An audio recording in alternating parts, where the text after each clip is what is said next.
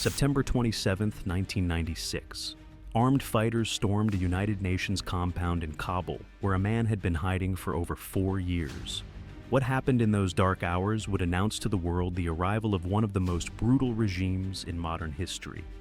This is the story of when the Taliban executed Afghanistan's president.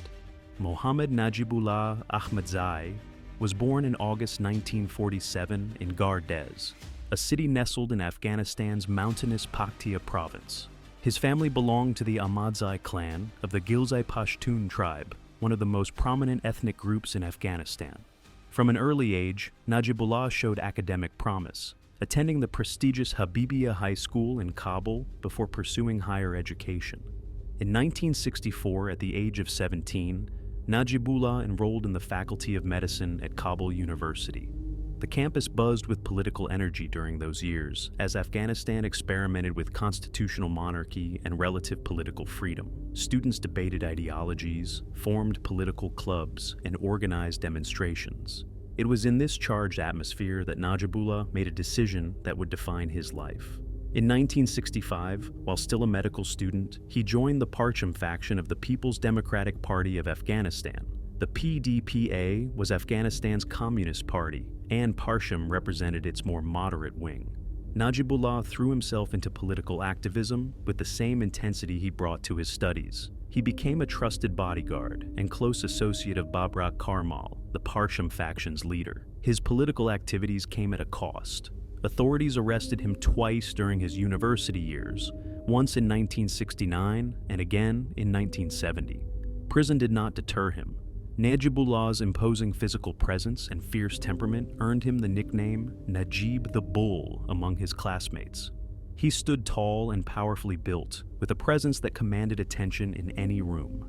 In 1975, Najibullah finally completed his medical degree, 11 years after beginning his studies. The frequent interruptions from prison sentences and political organizing had delayed his graduation. But medicine would never be his calling. He never practiced as a doctor, never treated a single patient. His path lay elsewhere, in the dangerous world of revolutionary politics. He married Fatina Najib on September 1, 1974. She was a school principal, educated and independent-minded. Together, they would have 3 daughters. As Najibullah rose through the ranks of the PDPA, his family life provided a refuge from the increasingly violent political landscape of Afghanistan. On April 27, 1978, the PDPA launched a violent coup known as the Saur Revolution.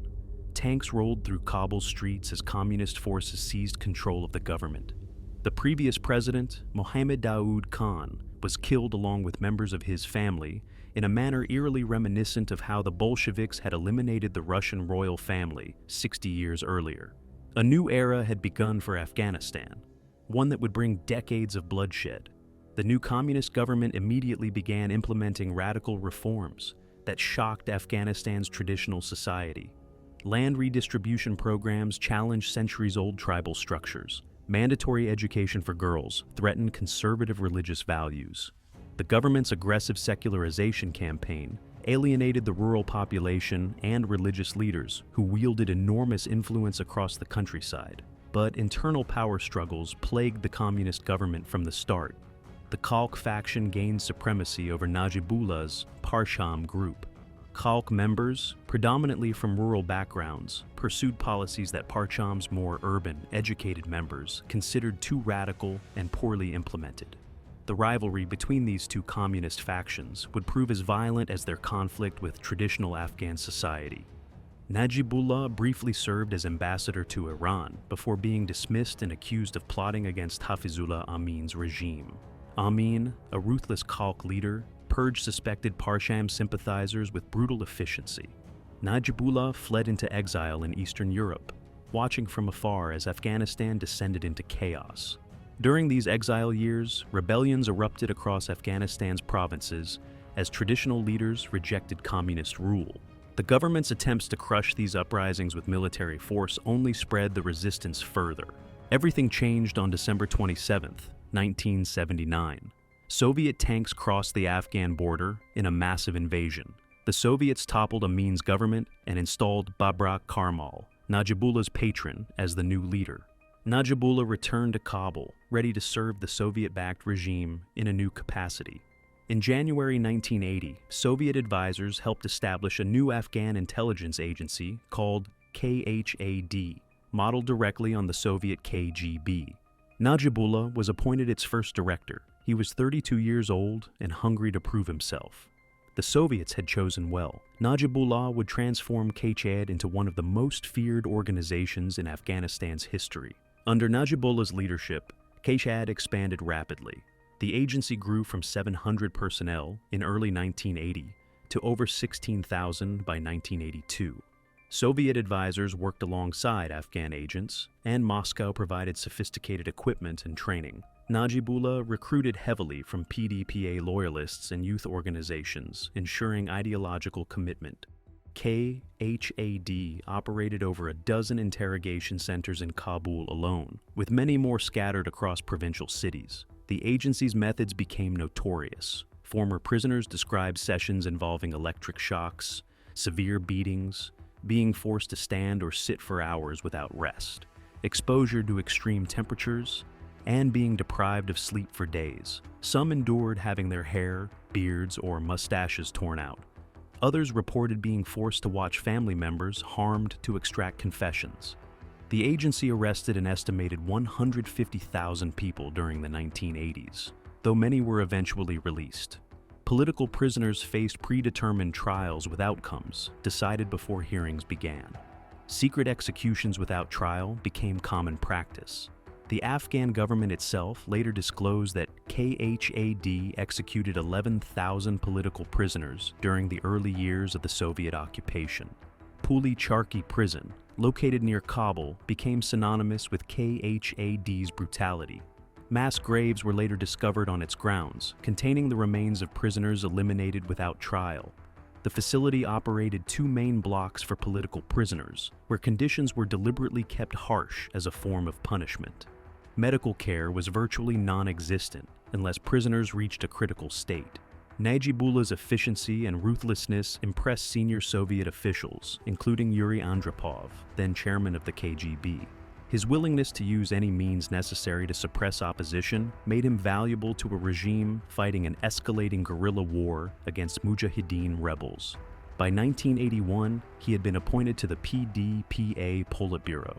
4 years later, he stepped down from direct control of KHAD to focus on party politics. The Afghan people would never forget his years running the secret police. The nickname Kashak spread among his victims, meaning the spoon. Rumors claimed he personally participated in harsh interrogations, though supporters insisted no documentation proved these specific accusations. What was undeniable was that under his leadership, KHAD became the instrument through which the Soviet-backed regime terrorized its opponents into submission. By 1986, the Soviet Union's commitment to Afghanistan was wavering. The war had become expensive and unpopular at home. Soviet leader Mikhail Gorbachev wanted a change in strategy. On May 4, 1986, Gorbachev forced Babrak Karmal to resign as General Secretary of the PDPA. Najibullah, with his proven loyalty and efficiency, was chosen to replace him. But Karmal did not surrender power gracefully. For months, Najibullah fought a bitter internal struggle against his former patron. Karmal retained his position as chairman of the Revolutionary Council and used his remaining influence to undermine the new leader. He spread rumors that Najibullah's tenure would be brief. The power base Karmal still controlled within KHAD made him particularly dangerous.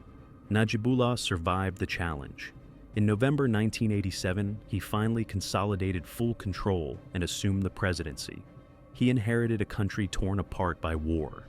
Soviet troops occupied major cities and controlled key infrastructure, but the countryside belonged to the Mujahideen. The guerrilla fighters, funded and armed by the United States, Pakistan, and Saudi Arabia, had proven impossible to defeat, despite years of brutal Soviet military operations.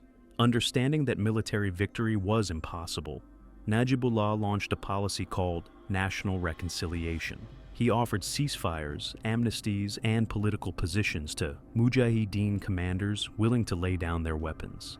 Some accepted, lured by financial incentives and government appointments. he tried to broaden his government's base by including non-communists. In 1987, Afghanistan's official name changed from the Democratic Republic of Afghanistan to simply the Republic of Afghanistan, dropping the socialist terminology. The following year, the Revolutionary Council was replaced by a National Assembly with elected members. By 1990, the Constitution removed all references to communism. Islam became the state religion. Universities began de-Sovietization programs. Party members publicly declared they were Muslims who had abandoned Marxism. These reforms came too late and meant too little to most Afghans. The changes looked like desperate attempts to gain legitimacy rather than genuine transformations. Najibullah's past as secret police chief made it impossible for many to trust him. The blood on his hands was too fresh, the memories of KHAD's torture chambers too vivid. Then came the event that sealed Najibullah's fate. On February 15, 1989, the last Soviet troops withdrew from Afghanistan. The Red Army convoy crossed the Friendship Bridge into Uzbekistan, ending 9 years of occupation. Soviet financial and military aid continued flowing to Najibullah's government, approximately $300 million monthly. This money funded the army, militias, and government operations. But the troops were gone, and with them went the visible symbol of Soviet power. Most observers predicted Najibullah would fall within weeks, perhaps days. Instead, his government survived for more than 3 years after the Soviet withdrawal.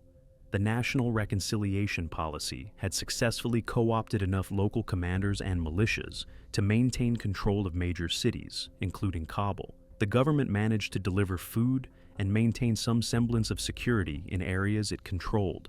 But this success rested on unstable foundations. Everything depended on Soviet financial support and the loyalty of powerful warlords who stayed with the government only as long as the money kept flowing.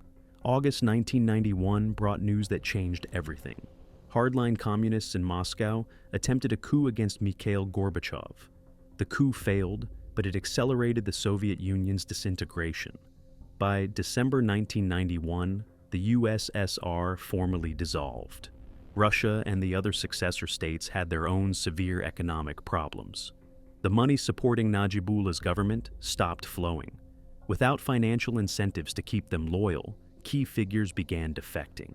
The most devastating blow came from General Abdul Rashid Dostum, an Uzbek warlord who commanded powerful militias in northern Afghanistan. Dostum had received generous patronage from Najibullah's government. When the payments stopped, he switched sides. In March 1992, Dostum formed an alliance with Ahmad Shah Massoud, the legendary Tajik commander who led Mujahideen forces in the northeast.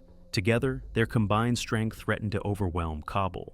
Najibullah's own party members began abandoning him. His foreign minister and military commanders saw the writing on the wall and started positioning themselves for survival in whatever came next.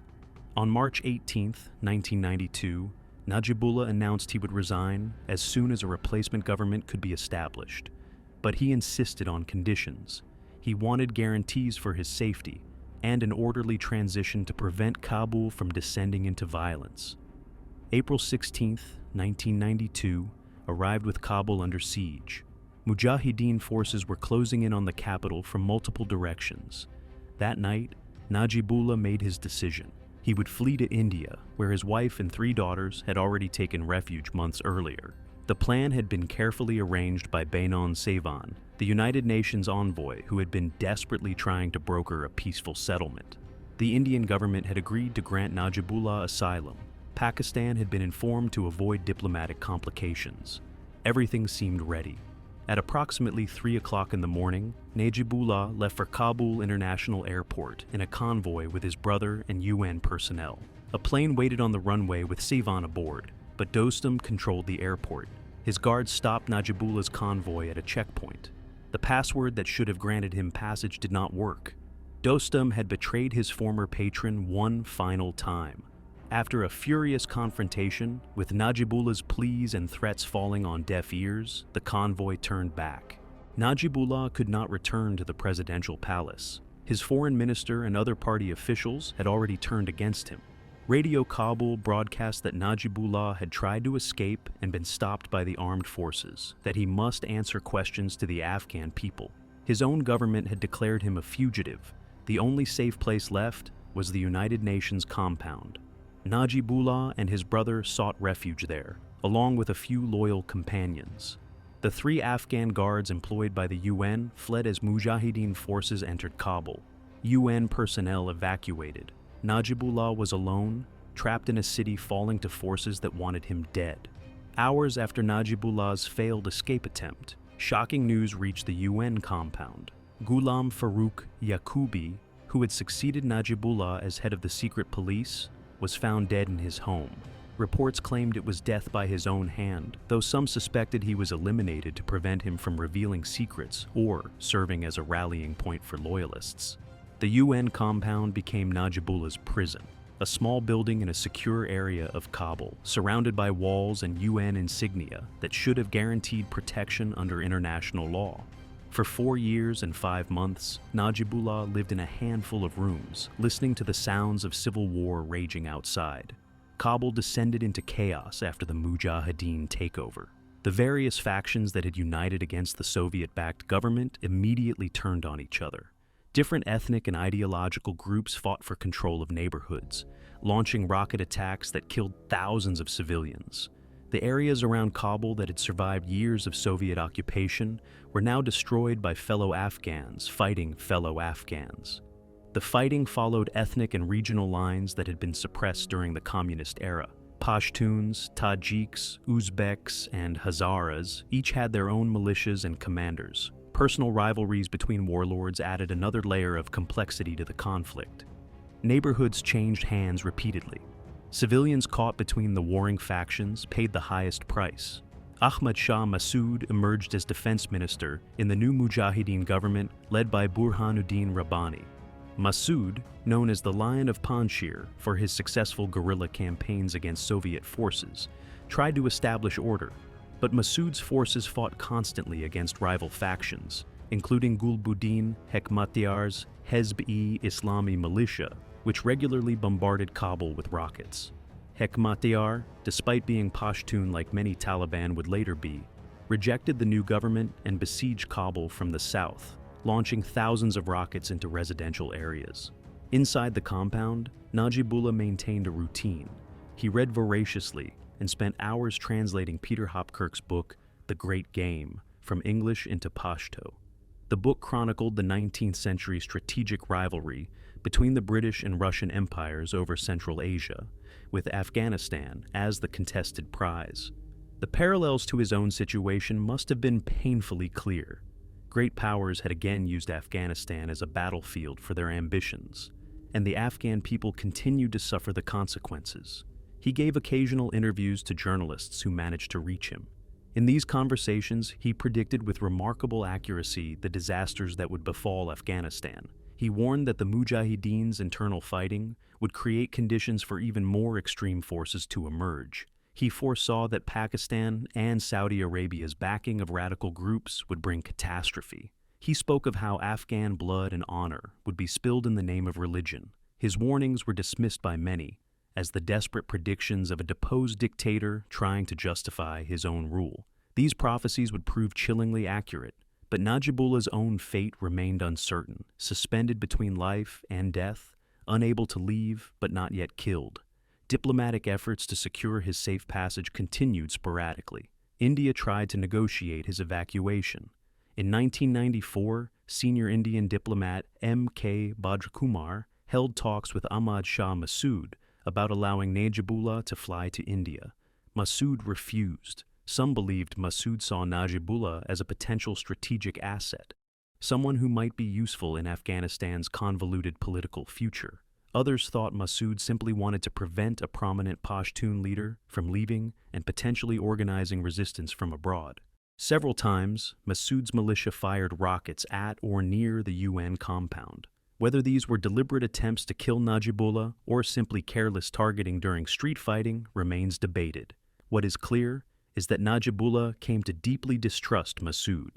General Toki, who remained with Najibullah until just before his death, later stated that the former president believed Massoud's militia had effectively imprisoned him by making any attempt to leave Kabul impossible. By 1996, a new force was rising in Afghanistan. The Taliban emerged from religious schools and Pakistan's refugee camps. The movement began among young Afghan refugees who had grown up in Pakistan's madrasas, studying a particularly harsh interpretation of Islamic law. Many had never known peace in their homeland. They had been children during the Soviet occupation and adolescents during the Civil War. Their worldview had been shaped entirely by conflict and religious extremism. Led by Mullah Muhammad Omar, a former Mujahideen fighter who had lost an eye in combat against Soviet forces, the Taliban presented themselves as righteous warriors who would end the chaos and establish pure Islamic rule. They began seizing territory in southern Afghanistan in 1994, enforcing their extreme interpretation of Islamic law in areas they controlled. Kandahar fell to them first, then other southern provinces. The Taliban's discipline and organization contrasted sharply with the chaotic Mujahideen factions. They banned music, required men to grow beards, and imposed severe restrictions on women. Public executions and amputations became common in Taliban-controlled areas, but they also brought a form of order that exhausted Afghans sometimes welcomed after years of lawless violence. In territories they controlled, they eliminated the predatory behavior of various militia commanders who had turned to banditry, extortion, and worse. Pakistan's military intelligence service, the ISI, provided crucial support to the Taliban movement. Pakistani military officers helped plan operations. Weapons and ammunition flowed across the border. Many Taliban fighters received training and support in Pakistan. The Pakistani government saw the Taliban as a potential ally that could bring a friendly government to power in Kabul and provide strategic depth against India. By September 1996, Taliban forces were advancing on Kabul. Massoud's troops prepared to retreat northward. On the afternoon of September 26th, one of Massoud's generals came to the UN compound with a final offer. "Come with us," he told Najibullah. "We will guarantee you safe passage to the north. You can escape before the Taliban arrive." Najibullah refused. A proud and stubborn man, he may have feared that fleeing with the Tajiks would forever mark him as a traitor to his fellow Pashtuns. He may have believed that as a Pashtun himself, the Taliban, who were predominantly Pashtun, would show him mercy, or at least grant him a fair trial. He may have simply been too exhausted after 4 years of confinement to make rational calculations about survival. Or perhaps he believed the UN compound's diplomatic immunity would protect him. He may have remembered that after 14 years of fighting him, various Mujahideen factions had at least left him alive in the compound. Whatever his reasoning, the decision sealed his fate. This would be his final miscalculation. September 26, 1996, evening. Taliban forces entered Kabul virtually unopposed as Massoud's troops withdrew. The 3 remaining Afghan security guards at the UN compound fled when they heard gunfire approaching. No international UN staff remained in the capital. The organization had evacuated its personnel days earlier, anticipating the Taliban's arrival, but failing to arrange protection for Najibullah or facilitate his departure. Najibullah sent a last wireless message to UN headquarters in Islamabad, desperately requesting help. The message conveyed his awareness of the danger and his expectation that the UN would honor its commitment to protect him. But help was not coming. UN officials in Islamabad had no means to intervene. The organization that had sheltered him for more than 4 years could do nothing as the Taliban closed in. Around 1 o'clock in the morning, on September 27th, a small unit of Taliban fighters arrived at the compound. Reports suggest there were 5 men, specially designated for this mission. Some accounts claim they were led by Mullah Abdul Razak, who served as governor of Herat province and now commanded Taliban forces in Kabul. Razak would later admit publicly that he had ordered what happened next, showing no remorse for the violation of international law or the brutality of the execution. There are also reports that a Pakistani intelligence officer accompanied the Taliban unit, disguised to avoid international attention.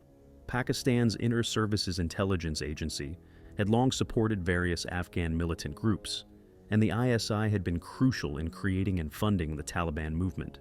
Pakistani military officers had planned Taliban operations and provided logistics support throughout their advance on Kabul. Some analysts believe the operation to capture and eliminate Najibullah bore the hallmarks of a carefully planned intelligence operation, rather than a spontaneous act by Taliban fighters. The precision and deliberate nature of the mission suggested professional planning. The Taliban fighters forced their way into the building. They found Najibullah and his brother, General Shahpur Ahmadzai, in an upstairs room.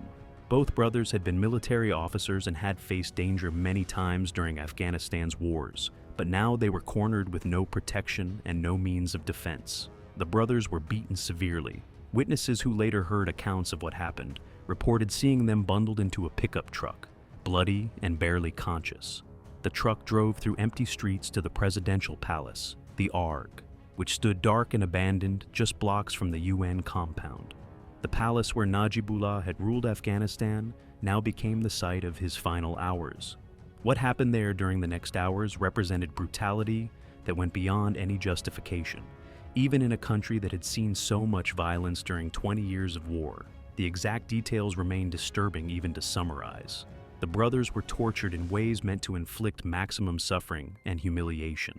Najibullah, the man who had once been one of the most powerful figures in Afghanistan, who had commanded a feared secret police apparatus, who had ruled as president, was reduced to a victim of the same kind of brutality his organization had once inflicted on others.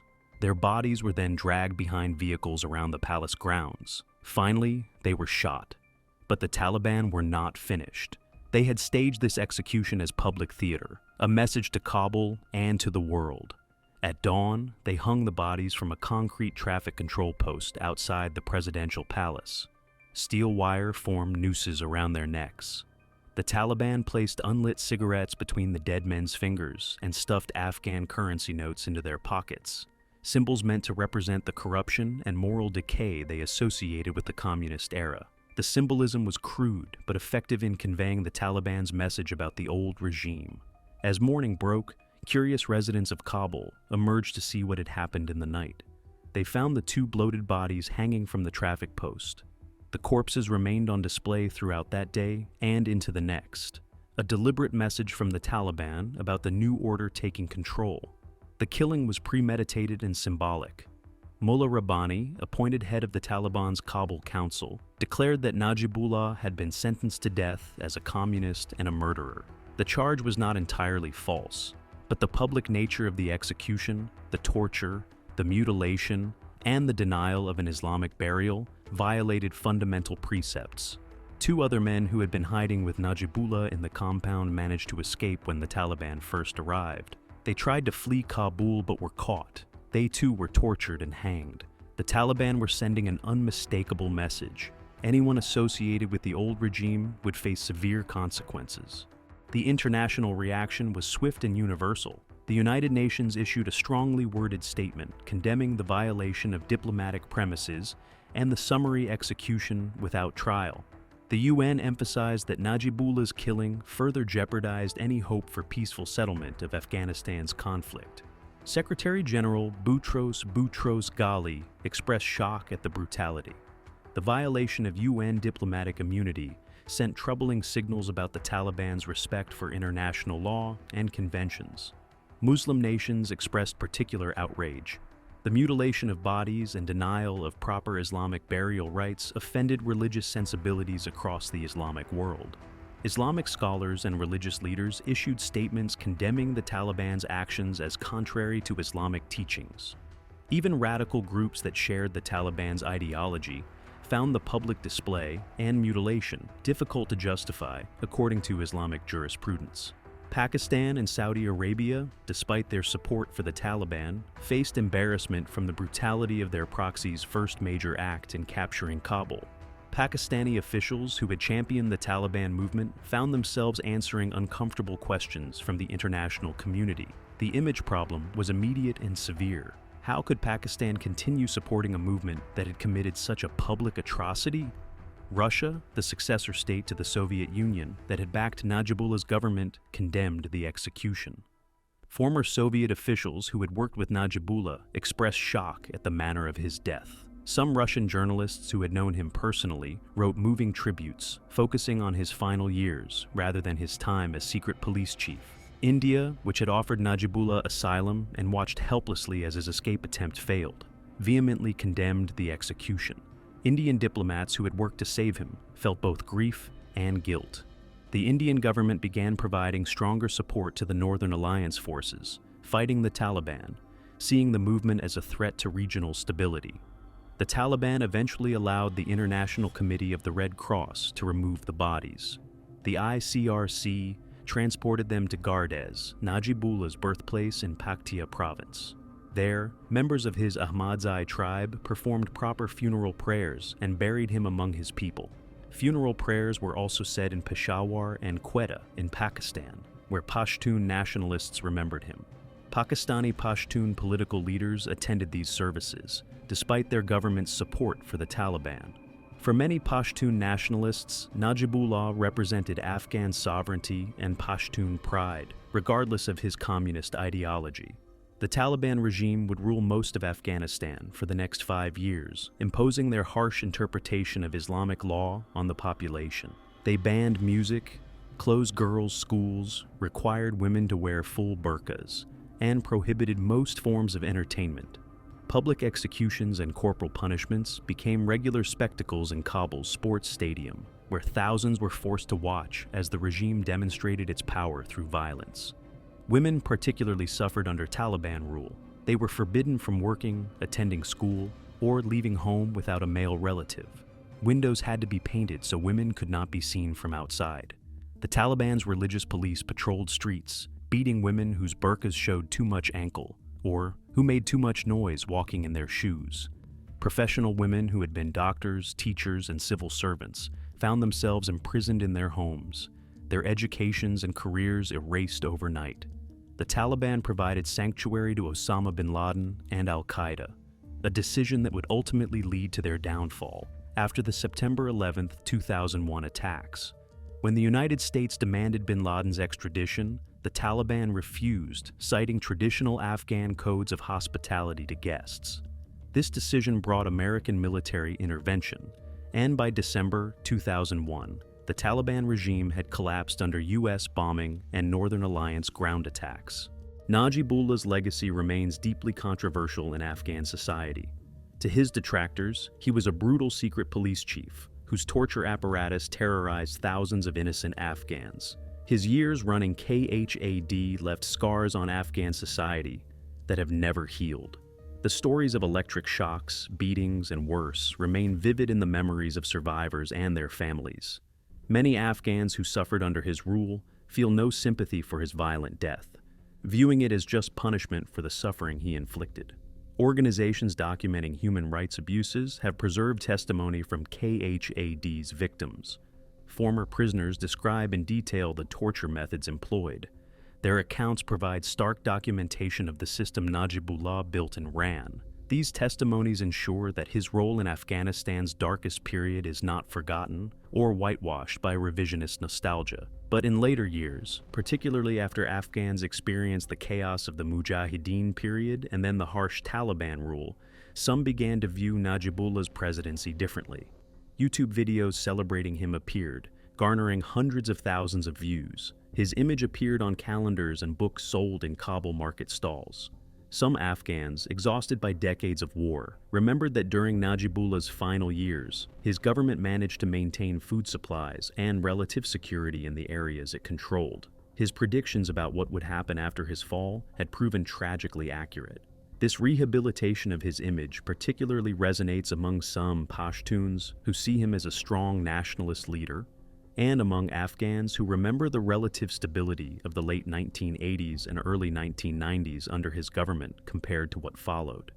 They point to his national reconciliation policy and attempts to include non-communists in government as evidence he was trying to unite the country rather than simply clinging to power. His daughter Hila, who was 10 when he took office and has lived in exile since childhood, recalls that her father often told the family that with time, people would understand what he stood for.